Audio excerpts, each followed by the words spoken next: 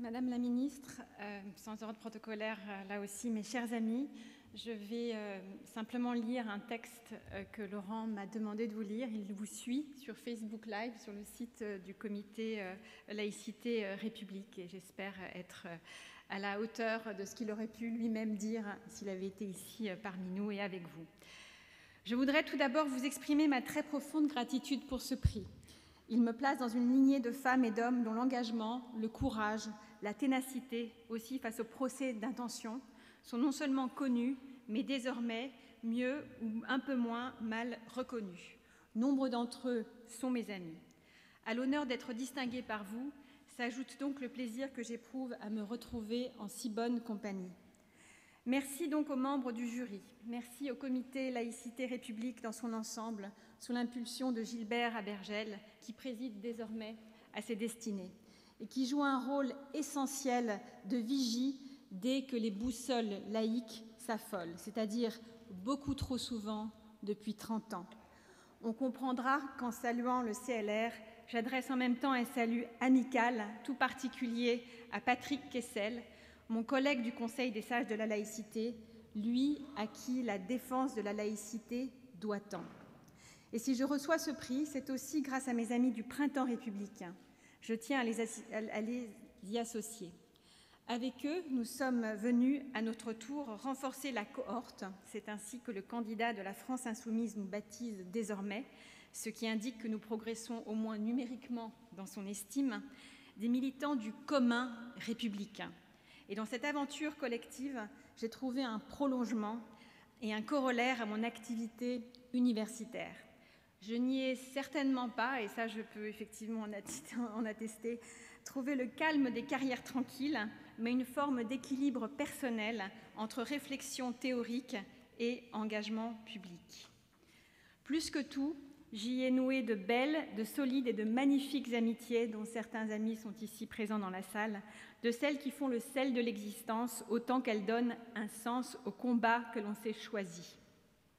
Si je ne suis pas présent aujourd'hui parmi vous en chair et en os, c'est surtout pour ne pas vous effrayer. Mon aspect extérieur tient en effet à la fois, et ça c'est Laurent Bouvet tout craché, de Hannibal Lecter quand il est pourvu de son masque et de Dark Vador pour le bruit. Jusqu'il y a peu, la laïcité était, en France du moins, comme l'air que nous respirons. Ces dernières années, nous en avons redécouvert toute l'importance. S'il n'y a pas de nouvelle laïcité, se pose désormais une nouvelle question laïque, c'est-à-dire de nouvelles interrogations et là de nouvelles réponses à y apporter. C'est le propre de l'âge identitaire auquel nous sommes confrontés, comme le sont aujourd'hui toutes les sociétés. Gérald Bronner l'a rappelé dans son introduction. L'âge identitaire, c'est un peu la grande affaire de ma vie, intellectuelle en tout cas. J'ai commencé ma carrière universitaire par une thèse sur la question identitaire américaine contemporaine, vous l'avez rappelé, Madame la Ministre, et en séjournant pendant de longues périodes aux États-Unis, j'ai découvert un pays travaillé en profondeur par le surgissement du fait identitaire.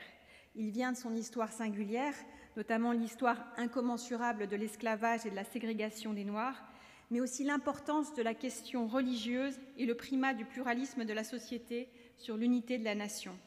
Ce que je ne pouvais qu'entrapercevoir à l'époque, c'est que ce surgissement identitaire sur fond d'affaiblissement de la conscience civique et de la valorisation du multiculturalisme était en mesure de traverser l'Atlantique, notamment grâce à l'appui ironiquement de ce que les Américains appellent la French Theory.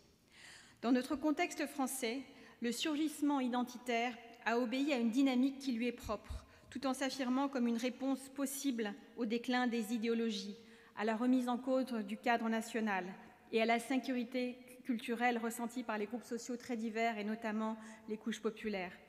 Le visage de ce surgissement identitaire a été celui de la proposition islamiste à titre principal, mais pas unique.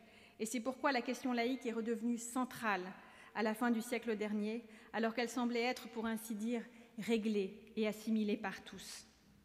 Face à cette nouvelle donne identitaire, beaucoup d'erreurs ont été commises, beaucoup de fausses pistes ont été suivies.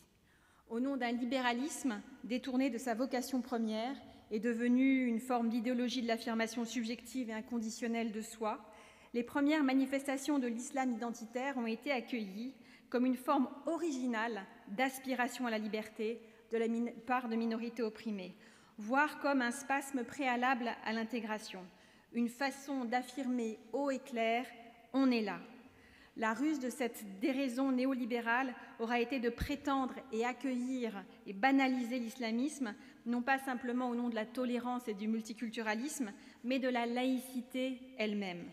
On sait qui ont été les grands instigateurs, intellectuels, militants et institutionnels, tout à la fois, qui ont permis cette grande confusion au point de l'enraciner au sein de l'université et parfois au cœur de l'État.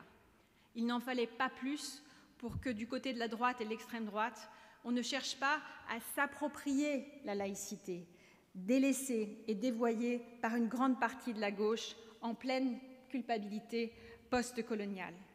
Comme pour le patriotisme un siècle plus tôt, la droite et l'extrême droite ont alors lancé une OPA inamicale sur la laïcité en la dévoyant là encore. On voit encore aujourd'hui combien il est difficile de rétablir la laïcité dans ses principes fondamentaux et ses intentions premières. D'indéniables progrès ont été accomplis ces dernières années, y compris plus récemment par les pouvoirs publics. Cela montre, et c'est plutôt réconfortant, que la mobilisation sert à quelque chose. Il reste cependant beaucoup à faire, et ce d'autant que les manipulateurs coexistentialistes n'ont pas désarmé et qu'ils servent toujours les desseins des communautaristes de tout poil. On voit par ailleurs combien une droite identitaire n'a pas renoncé à grand remplacer la laïcité pour en faire une espèce de gris-gris ethno-culturel. Or, tout ceci n'est ni la République, ni la France. Si je ne suis pas présent parmi vous ce soir, je le suis par l'esprit avec un message simple. Je vous encourage à persévérer dans l'œuvre de la connaissance et de la pédagogie dont la République a besoin, dont les jeunes ont besoin, dont les classes populaires plus que quiconque ont besoin. Le maintien de la paix civile est aujourd'hui plus que jamais au prix d'une laïcité retrouvée, réinvestie et sans cesse rappelée. Je vous remercie.